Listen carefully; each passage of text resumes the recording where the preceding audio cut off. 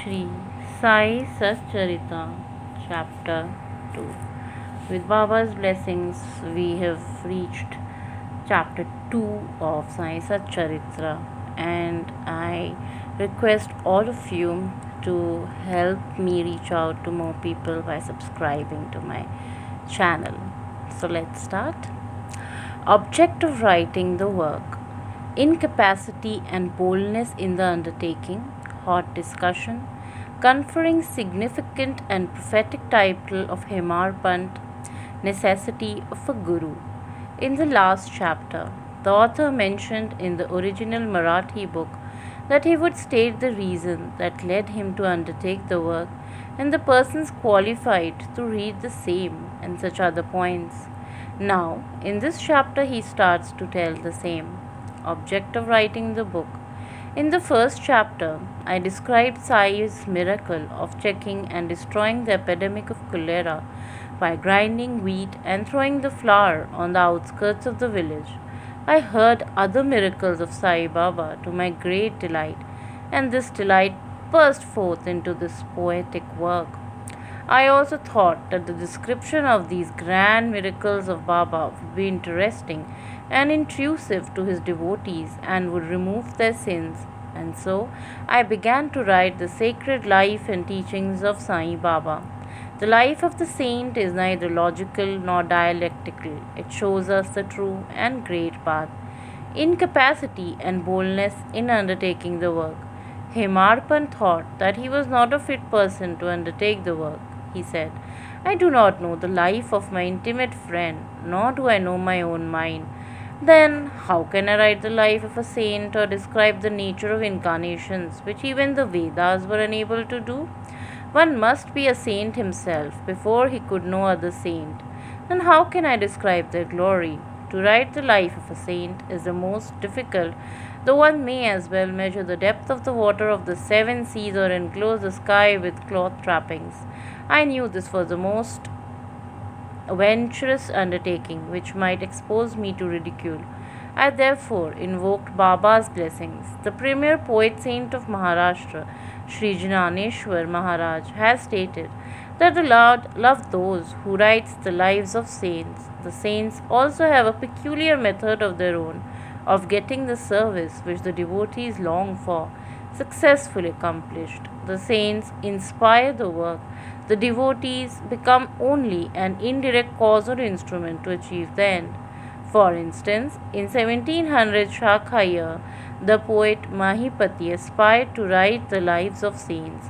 Saints inspired him and got the work done. So also in 1800 Shakha year, Das Ganu's service was accepted. The former wrote 4 works, Bhakta Vijaya, Sant Vijaya, Bhakta Leelamrit and Sant Kathamrit, while the latter two wrote Bhakta Leelamrit and Sant Kathamrit, in which the lives of modern saints were described. In chapter 31, 32 and 33 of Bhakta Leelamrit and in chapter 57 of Sant Kathamrit, the sweet life and teaching of Sai Baba are very well depicted. They have been separately published in Sai Leela magazine number 11, 12, volume 17. The readers are advised to read these chapters. So also, Sai Baba's wonderful Leelas are described in small decent book named Shri Sainath Bhajan Mala by Mrs. Savitri Bhai Raghunath Tendulkar of Bandra. Das Ganu also has composed various sweet poems on Baba. A devotee named Amidas Bhavani Mehta has also published some stories of Shri Baba in Gujarati. Some numbers of Sainath Prabha, a magazine published by Dakshina Bhiksha Sanstha of Shirdi, are also published. Then the question of objection comes in that while so many work regarding Sai Baba are extant, why should Satcharitra be written and why is it necessary? The answer is very plain and simple. The life of Sai Baba is as wide and deep as the infinite ocean, and all can dive deep into the same and take out precious gem of knowledge and bhakti and distribute them to the aspiring public.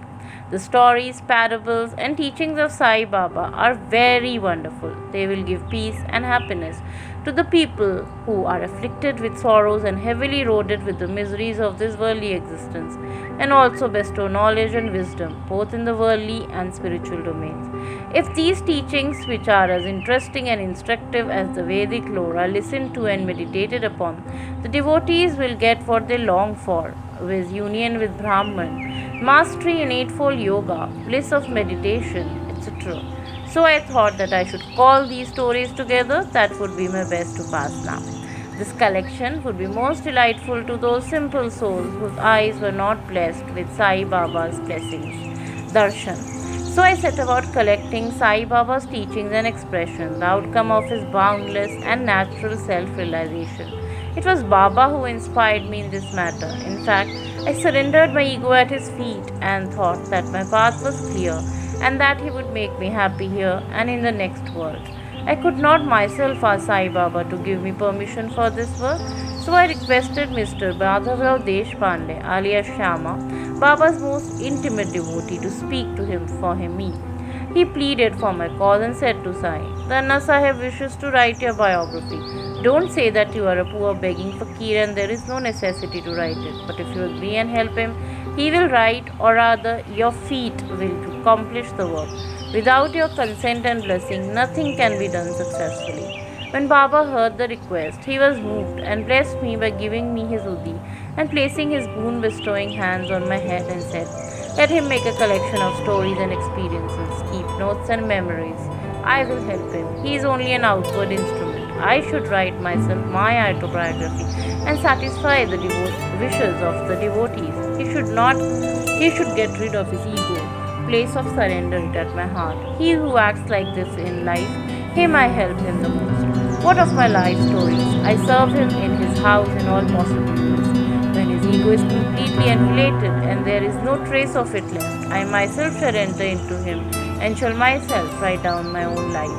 Hearing my stories and teachings will create faith in devotees' heart, and they will easily get self-realization and bliss. Let there be no insistence on establishing one's own view, no attempt to refute others' opinion, no discussion of pros and cons of any subject. The word discussion put in my mind of my promise to explain the story of getting the name of Hemarpan, and now I begin to relate the same. I was on close, friendly term with Kaka Sahib district and Nana Sahib Chandorkar. They pressed me to go to Shri and have Baba's darshan, and I promised to them to do so. But something in the interval turned up which prevented me from going to Shri. The son of a friend of mine at Lonavala fell ill. My friend tried all possible means, physical and spiritual, but the fever would not abate. At length, he got his guru to sit by the bedside of his son, but this too was of no avail. Hearing this, I thought, what was the utility of the guru if he could not save my friend's son? If the guru can't do anything for us, why should I go to Shirdi? Thinking this way, I postponed my Shirdi trip, but the inevitable must happen, and it happened in my case. Mr. Chandorkar, who was a Prant officer, was going on tour to Basing. From Thana, he came to Dadar and was waiting for a train bound to Basing. In the meanwhile, a Bandra local turned up. He sat in it and came to Bandra and sent for me, and took me to task for putting off my Shirdi trip. Nana's argument for my Shirdi trip was convincing and delightful, and so I decided to start for Shirdi the same day. I packed my bag and luggage and started for Shirdi. I planned to go to Dadar and then catch a train for Manmar, so I booked myself for Dadar and sat in the train. While the train was to start, the Mohammedan came hastily to my compartment and seeing all my paraphernalia, asked me where I was bound. I told him my plan. He then suggested that I should go straight to Borivandam and not get down at Dadar, because of Manmar did not get down at Dadar at all. If the physical miracle of Leela had not happened, I would not have Shirdi next day as settled, and many doubts would have assailed me. But that was not to be. A fortune favored me. I reached Shirdi for the next day before 9 or 10 a.m. Mr. Kaka district was waiting for me there. This was 1910 AD, when there was only one place where Sathewar for lodging pilgrims. After alighting from the Tonga, I was anxious to have darshan with the great devotee Tatya Nulkar turned from the masjid and said, Sai Baba was at the corner of the Vara, and that I should first get the preliminary darshan and then after that see him in future. Hearing this, I ran and prostrated before Baba, and my joy knew no bounds. I found more than what Nana Chandulkar had told me. All my senses were satisfied, and I forgot thirst and hunger. The moment I touched Sai Baba's feet, I began a new lease of life. I felt myself much obliged to those who turned and helped me to get to darshan, and I considered them as the real benefit, and I cannot refuse them. I only remember them and prostrate before them. The peculiarity of Baba's darshan is that by his darshan our thoughts are changed. The force of previous action is abated, and gradually non-attachment of distraction to the only object grows up. It is by the merit of actions in many past births that such darshan is born, and only if you see Sai Baba, really, all the world becomes the resumes the form of Baba. On the first day of my arrival in Shri, there was a discussion between me and Baba Saheb Bhate regarding the necessity of a guru. I contended, why should we lose our freedom and submit to others when we have to do our duty? Why a guru is necessary? One must try his best and save himself. What can the guru do to a man who does nothing but sleeps indolently? Then I pleaded free will, while Mr. Bhate took up the other side, his destiny, and said, whatever is bound to happen will happen. Even great men have failed. Man proposes one way, but God disposes the other contrary. Brush aside your cleverness, pride, egoism, don't help you. The discussion with all of its pros and cons went on for an hour or so, and as usual, no decision was arrived at. We had to stop the discussion ultimately as we were exhausted. The net result of this was that I lost my peace of mind and found that unless there is strong body consciousness and egoism, there would be no discussion. In other words, it is egoism that leads discussion. Then what we went to the masjid with others, Kaka what was going on? Sakhi's and staring at me. Baba further. What did one say? I was much surprised. Masjid was a considerable distance to where I was staying, and where the discussion was going on. How could Baba know all discussion unless he spoke his name and the inner ruler of us all? Significant and prophetic title. I began to think why Sai should call me by the name Himarpa. The word is a corrupt form of Himarpa. The Himarpa was a well-known minister of the kings Mahadev and Ramdev of Devi, the Yadav dynasty. He was very learned, good nature, and the author of good books such as Satcharitra and Rajra. He invented and started new methods and accounts of the literature of the movie. But I was quite the opposite and ignorant, dull mediocrity. So I could not understand why the name of the title was considered. But thinking upon it, I thought the title was a dart to destroy my ego, so that I should always remain meek and humble. It was also a compliment paid to me for looking to the future history, we think that Baba's words calling Mr. Dabur by the name is significant and prophetic. So we find that he looked after the management of science and kept nicely all the accounts and was also the author of such a good book of science important spiritual subjects like Jnana, Bhakti and distraction, self-surrender and self-realization.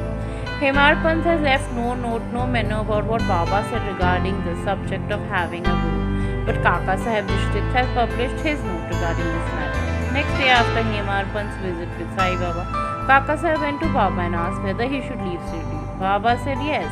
Then someone asked, Baba, where to go? Baba said, high up. Then the man said, how is the way?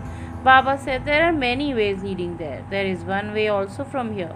The way is difficult. There are tigers and wolves in the jungle. I asked, but Baba, what if we take a guide with us? Baba answered, then there is no difficulty.